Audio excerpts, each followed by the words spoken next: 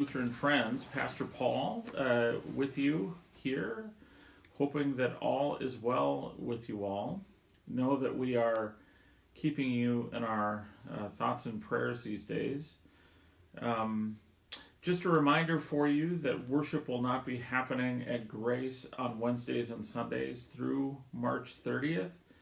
And we'll keep you assessed in terms of what comes after that. Really, all of the ministries at Grace have decided to kind of suspend for now and to see what happens with this virus. We are in uncharted territory, as you know, and we're all new to this. And so there may be glitches along the way, but just know that we're being diligent and I hope faithful in the ways that we're trying to stay connected. Saying that, I'd invite you to find ways to be connected with your neighbors, especially with those who are otherwise sort of cooped up in their homes or in their care facilities. I know that getting in and out of those care facilities right now, given the virus, is hard. And so say a prayer. Write a letter or a note, make a phone call, let them know that you are with them and that you're thinking about them. But again, so on Wednesdays and Sundays, because we won't have worship, I'll be doing a little condensed worship on those days, and we'll broadcast as we are here. And daily, I will be coming on just to send a greeting, to catch you up on whatever news is going on, and then maybe to offer a prayer or a thought or something. Today, I want to talk to you about this story in the Gospel of Mark. Mark, I must admit, is one of my favorite Gospels. And the reason it is my favorite is that the community to whom this gospel is written is in a shambles. They are in uncharted territory. And so in this gospel, the writer tries to help people find hope in the midst of what seems to be an altogether hopeless situation. One of the stories that I love in this gospel is from the second chapter of Mark, where a paralytic is brought to Jesus. Now, this paralytic doesn't just walk to Jesus, but rather their friends bring this one to Jesus, carry him up on a roof, dig through the roof, shout, "Look up below!" And they drop the person from the roof through to the floor, and this person lands in front of Jesus. Now, nobody's expecting this.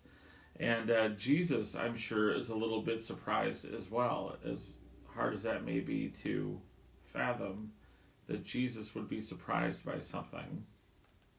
This person is sort of, why are they paralyzed? We don't know. It could be a physical sort of thing, of course, but it could also be just kind of what's going on around them. They don't know what to do. They don't know where to go. They don't know. Maybe their sin is ever before them. It's interesting that Jesus says to this person, looks at them and says, "You are forgiven." And this person stands up and walks because Jesus says, "Stand up and walk. Your faith has made you well." Now, this person has done nothing to illustrate how faithful they are or how much faith they have that God is at work, and still that faith is there. Doing the work of bringing this one closer to the one who dies and is raised from the dead for us. I was thinking about this story because, for a couple of reasons. First of all, to tie into what I was saying before, we really are in this together. And though it is scary and though we may feel paralyzed and uncertain, Jesus is with us. Sometimes we need our friends to help us see Jesus.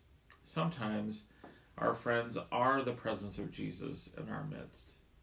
And Jesus speaks to us and sometimes through us. It's quite amazing to watch in this story how this person really just kind of lies there, and still Jesus is at work through friends and neighbors and family.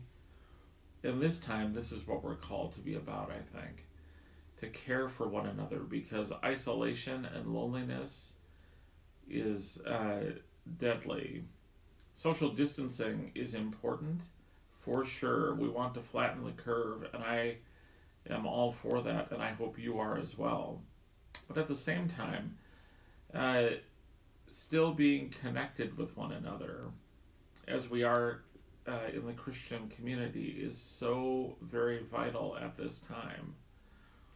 So maybe you're the person lying on the mat, paralyzed. Maybe you're the neighbors who are carrying the person to the house, up to the roof, digging through the roof, dropping the person through the roof so that they can have a face-to-face encounter with Jesus. Maybe you're the crowd gathered around who, when they watched all this happen, said, "We've never seen anything like this before," which just goes to show you that phrase has been a lot longer than the Lutheran Church has, which is kind of amazing.